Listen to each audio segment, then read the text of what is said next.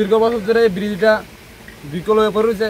গতবার বর্ষার সময় আমরা প্রত্যেক বছরে ঠিক করি, একার থেকে দুইটাও মানে দুইটা লেবারও দেয় না প্রবন্ধনগর পঞ্চায়েত থেকে, এটা আমরা নিজেরা ঠিক করি।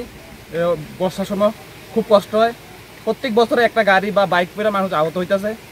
জম্পুই জেলা মানে 15বার যাওয়া হয়েছে, বীরেন্দ্র স্যারের কাছে, MLA-রা জানা হয়েছে, তারপরে বৃষ্ঠা মঞ্জার SDM আইয়া গেছে, তদন্ত করে গেছে, কিন্তু কাজের কাজ কিচ্ছু হইতেছে না। CPM আমলে এই অবস্থা করে গেছে, এখন BJP তীব্রমতো জোট সভা চলতেছে, এই অবস্থায় চলতেছে।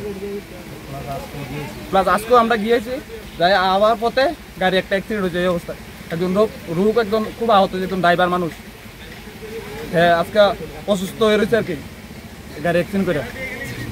কোন জায়গা? এটা প্রবোধনগর 3 নম্বর ওয়ার্ড মুসলিম পাড়া।